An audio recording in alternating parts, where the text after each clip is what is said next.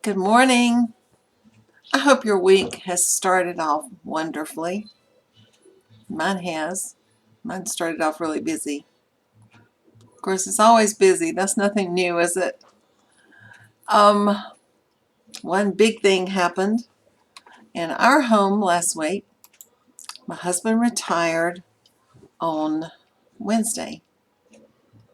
Well, he's always off on Friday.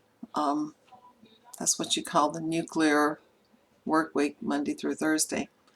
And sometimes he'd taken off Thursday, so it just seemed like a long weekend for us until we went to bed Sunday night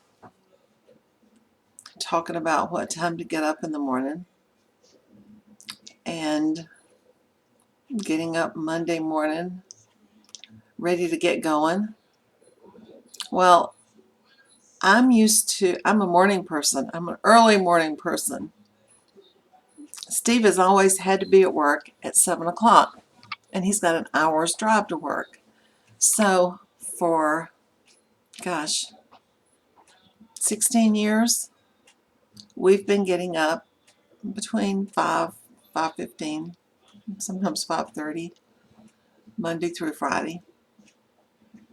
So when he leaves, I've already had my shower, washed my hair, gotten dressed, and I am sitting at my computer, and that is my most profitable time of day. That is the time of day when I can really think. First, I do my devotional while it's quiet, and I can sit here and stare out the window. Still dark in the mornings at that time right now, but we still have our lights up in our trees from Christmas, and I don't want to take them down. So I can sit here and stare out the window in the dark, but I can see the lights twinkling, and that's a good time for me to spend with God. It's a good time to listen to His Word, listen to His voice through His Word. Then I get started. And my brain is fresh then. If I've got anything to write, that's when I want to write it. If I need to film a video, that's when I do it, before the phone starts ringing and people come to work. I've got 2 people coming this morning. I'm hoping I can finish the video before they come driving up. And Steve has a doctor's appointment, so I'm all by myself. Yay! Just for a little while. Um, what's been going on in my life? Gosh, I woke up Monday morning with a long list, and I got 2 things done off my list before I got sidetracked the way I often do. I thought the wreath making book was all finished when I received the second draft, but it wasn't. So I spent the next 3 to 4 hours typing and trying to get some thoughts together as to how to finish the wreath making book properly. Because if you're an artisan like me, it has to be done right. I'm very particular about the way things line up in my books, the way the bottom lines up. I don't want any empty white spaces. I have plenty of photos. I have plenty of text that I've written. It just has to be put together. And that's hard for someone to put together, like the publisher, who doesn't know about wreath making.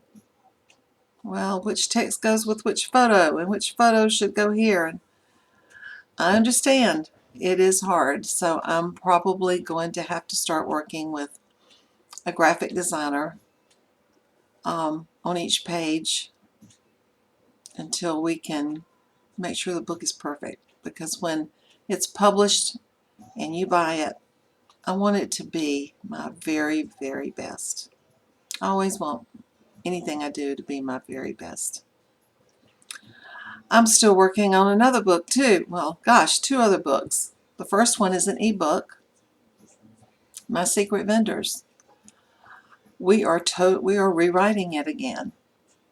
This is revision number 6. I first wrote this book in 2010 in October. It has been a very popular book. I keep selling it over and over. And I'm still selling it today. It's still very popular today. Oh, and as a matter of fact, if you happen to be a member of my community, Best of Nancy, you get the online version absolutely free in the Best of Nancy website while you're a member of Best of Nancy.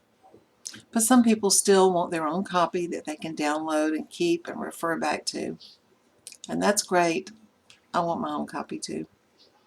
The other book, my life story, Fibromyalgia, Rumors, Ravages, and the Rescue. I've been working on that one for 5 years. It's been hard. It's been a lot of soul searching and deciding what to write and what to say and what to share and what to keep back. We're close. We're really, really close. I've already sent it to my co-writer, and she has sent it to a couple of pre-readers, and Jim Cockrum and some friends of mine have already read it. And I've gotten some very touching, awesome feedback from that book. So I can't tell you when. I don't know when. It's coming. I still have a couple of publishers wanting to look at it, although I wanted to self-publish this time. We'll just see what is God's will for my life. That's all I want. Whatever God wants me to do, that's what I want to do. I've learned that is the only way to true happiness. And I've learned a lot of lessons, a lot of hard lessons along the way to finally have that sink into my hard head. God's will is perfect for me. God's will is perfect for you.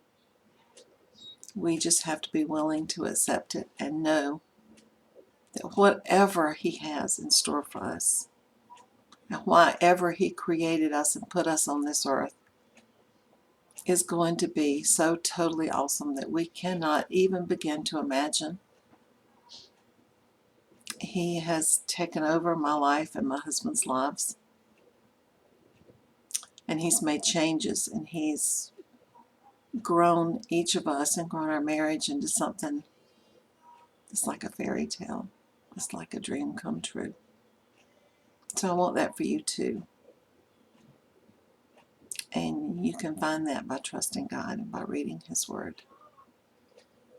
Okay, that's my sermon for the morning.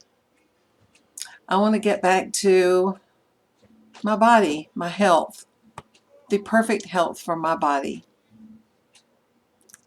And we've discussed a couple of other times on my video blog about how the food that goes into my mouth affects my body greatly. It took me a long time to realize that. But yet still, after I had been on such a strict diet for, 7, 8 years, I started slipping recently. Well, in the last year I started slipping. The first slip was to adding back Diet Cokes. Oh, no, no, no, no, no. Don't do it. If you're drinking them, don't do it. It was really hard for me to stop because once I got started, I had to have one for breakfast, I had to have one for lunch, I had to have one in between. I was drinking a lot more Diet Cokes than I was ever drinking water. So today is 4 weeks without Diet Cokes. Now my body craves water. Seriously, I don't want them anymore. The first 2 weeks were hard, I'll agree. They were really hard. Our kids would come over and my husband would get a Diet Coke and I'd hear them open that top. And I'd think, oh gosh, I really want one of those. But no, I'm not. I can't. So I didn't. I don't miss it now. And I am drinking lots and lots and lots of water. My body is changing. I can feel it changing. I can see the changes. So next was sugar. That one was even harder. I'd gone without it for many years before. And yes, it creeped back into my life too. First with gluten-free chocolate chip muffins, and then gluten-free cookies, and all of the gluten-free brownies, gluten-free cake. That's my downfall. When you can't have gluten and they come out with all these wonderful products that taste absolutely wonderful, I can't just have a little bite or a little piece. I just eat it and eat it and eat it until it's gone. So the last 2 days or the last 3 days, I can't tell you that I've been totally without sugar because I haven't. But let's see, I don't have the bag here. Just some little bitty tiny thin rice cakes, caramel rice cakes. You can eat 5 or 6 of them, and they're 4 grams of sugar. So that's what I've had for the last, I think it's 3 days actually. 3 or 4 of them in the morning when I'm just really craving sugar so badly, and then 3 or 4 of them at night. Only last night I left them off, so it was only 3 or 4 in the morning. I'm getting to where there is no sugar in my life, but I can't just stop cold turkey. My body reacts very strongly, and I have a lot of work to do, like I already told you when we started. So I'm cutting down drastically, and the little bit that I'm getting is not much at all. And I'm starting to see changes in my muscles already. I'm starting to see changes in how long I can stand up and walk, how long I can sit at my desk. Oh, there was something else that flew through my mind really quickly and I didn't grab it. Oh, there was another change. Well, it'll come to me in a minute. You see, when I'm sitting here talking to you, I do better if I just talk. Yeah, I can make some notes, and actually somewhere over here on one of my screens there are some notes, but if I write notes, I don't look at them. I'd rather look at you, and I'd rather talk to you from my heart. Oh, I know. It just came back to me. In the last week, since I've been cutting down on sugar, I lost 4 pounds. I knew all along I was eating really healthy. I was still leaving off gluten. I was still leaving off a lot of carbs, and I was still only using extra virgin olive oil, not much butter, not much, no corn oil or anything like that when I cook. I stir-fry vegetables. I fix meats that are healthy. But I have known it was the Diet Cokes and the sugar that were really giving me a hard time. So the fact that I've lost 4 pounds in the last week, and I've only left off Diet Cokes, and I've cut way down on sugar, tells me, yeah, that was right. And of course I'm thinking, golly, why didn't you do that? Why didn't you do that weeks ago, months ago? Yeah, and that's always the way it is. I know that you understand that too. I want you to go on this journey with me. I want you to get well along with me if you have fibromyalgia. And if you don't, if you have a chronic illness, if there's anything going on in your body when you're not your healthiest self, eating pure, eating natural, eating the right foods is going to make you feel better. I talk to people all the time who maybe don't have fibromyalgia, but who eat like I used to eat and who eat like I'm eating now. Their bodies are different. They have lots of energy. Since my husband has retired, we've got a lot of plans. And I have to whip my body into shape to be able to keep up with him. He wants to travel. He wants to go on cruises. He wants to go to the beach. Well, I've gotten to the point last year where I don't think I could have ridden to the beach that far. Where a couple of years before that, and for several years, for the first time in a long time, I could hop in the car and we could ride a long way. So my goal is to enjoy retirement with my husband. But don't worry, I'm not going to quit working. I guess I don't get to retire. What would I do? What would I do if I could not sit down here every morning and check Facebook and see your posts and answer your questions and talk to you like this? I would be a wife. I would not be the kind that cooked 3 meals a day. I've done that before. I've passed that. That's over in my life. I do cook some though.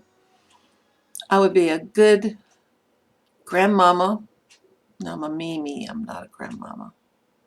I'd be a good mother and mother-in-law. And that all of that is wonderful, but I have to have I have to have you. I have to have my contact with you. I have to be able to inspire you and to talk to you and to tell you all of the things that are in my heart and in my mind and all of the things that I want to see you do and succeed every single day. Succeed in every single day. That's my goal. It's always been my goal. I think that's why God put me on this earth. I think that's why I suffered the ravages of fibromyalgia and celiac disease for so many terrible years. I don't regret those years now because I know that that was God's path for me. He was growing me. He was training me. He was pruning my body. He was teaching me what others go through when they fight this disease. And at the same time, He was giving me a voice and a way to talk to you and a way to encourage you. And I thank Him every single day for that. I thank Him that that is my purpose on this earth. Of course, my family's first, but you know what I mean. God is first, my family is second, and you're third. I just noticed the clock. It's time for my husband to come flying back in the driveway from his doctor's appointment. And it's time for Sarah and Rachel to arrive because I've got thousands of dollars worth of ribbon that have to be polybagged and labeled and boxed up and sent to Amazon today. And oh gosh, do we have some beautiful ribbon. Brand new styles, brand new colors, patterns, designs. You're going to love it because I love it. And I want to get out in the studio today. Well, maybe not today, maybe tomorrow. And make a wreath. I always was so anxious to grab the new stuff that came in and make a beautiful wreath with it. And you wouldn't believe my garage right now, how full it is of boxes of grasses and flowers and all kind of goodies. And then all of that ribbon. So, thank you for joining me today on my video blog, nancyalexander.me. And if you want to sign up for the RSS feed, which means you'll be notified when I put a blog on nancyalexander.me, all you do is just go to nancyalexander.me/RSS. And you can sign up and you'll get an email when I post a new video blog for you. My goal was to do it every Monday. In case you noticed, today's Tuesday. It's not Monday. My husband was here in the office with me working away, And then some things came up with the book, and honestly, Steve had to be my secretary yesterday because he had to handle a lot of things that I needed to be doing. He had to put out some fires so that I could really focus on the book. Okay, I've rambled a lot enough today. I love each of you. You mean more to me than you'll ever know. Thank you for joining me. Thank you for following me. For watching all that goes on in my life. For seeing how I'm growing to change my body so that you can travel that path too. All right. I love you all. Have a wonderful day. Blessings until the next time we meet. Bye.